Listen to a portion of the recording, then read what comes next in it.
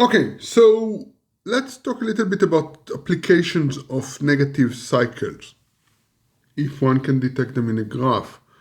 So the intuition is that negative cycle represents some inefficiency in the system that is being represented in the graph, and as such, we sometimes would be interested in discovering such inefficiency.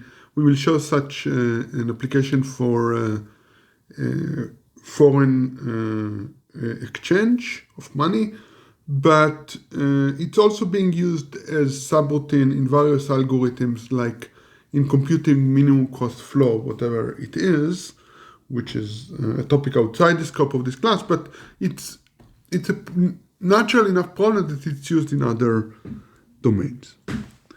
Okay, so the input. So let's see the example with currency trading. We have n currencies, which we think about as their vertices, and we put an edge between two of them, which is the exchange rate between one currency and the next currency. Okay. And we're interested if one can do something very bizarre, buying some money in some coin, and then keep exchanging it for another currency, right? Exchange money we have to currency one, then currency two, then currency, keep exchanging it from currency to currency until we get back to the original currency and we end up with more money, right? Now, this sounds crazy, like why would this happen? But in fact, it happens if the economy is being controlled, right? So many third world or fourth world countries, the exchange rates are controlled by the government and they are being held up by essentially backdoor government subsidies, right? So the exchange rate is higher than it should be. And then you get effects like that. Usually, the effect is pretty small usually, so you cannot outright do this circular exchanges and get money. And also, for many of those countries, there's just not free trade in money, right? Places like North Korea, you cannot just show up and buy dollars.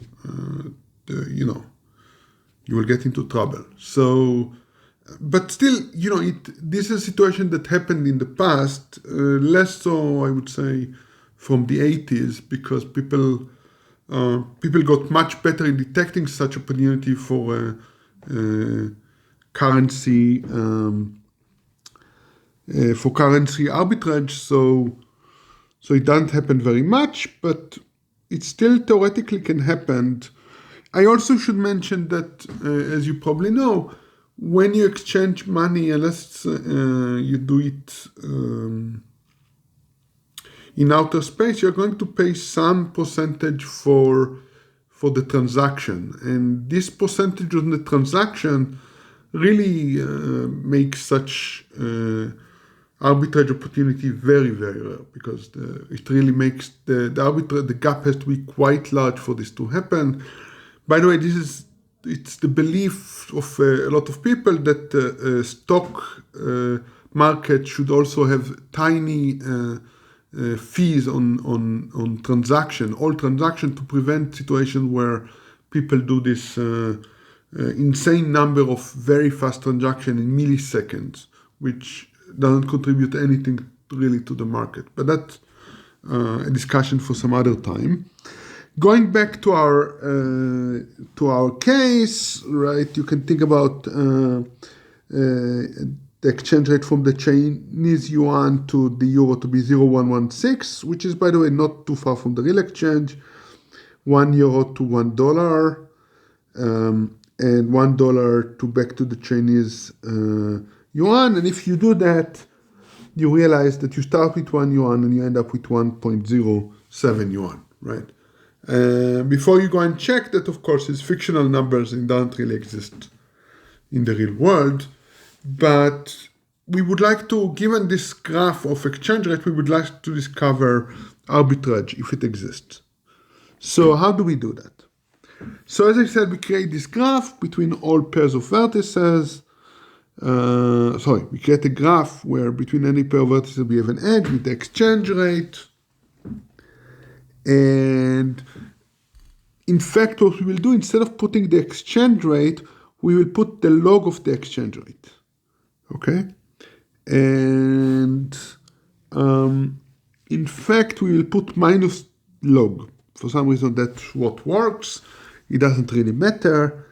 And now it's easy to verify that if you look on a cycle, right, arbitrage exists if you multiply the number written on the edges and you make a cycle and you end up with a product that is larger than 1. If I take the minus log, then now instead of multiplying, I'm going to add, right? That's what the log gives us, that you can add up numbers.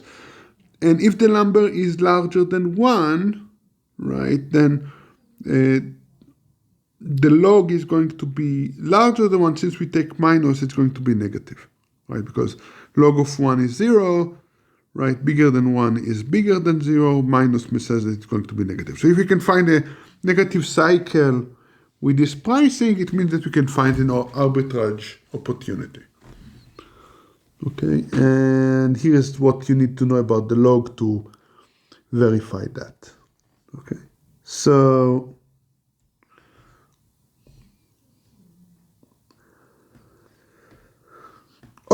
as I mentioned again, so this was the end of the example for the arbitrage, so maybe I should stop now.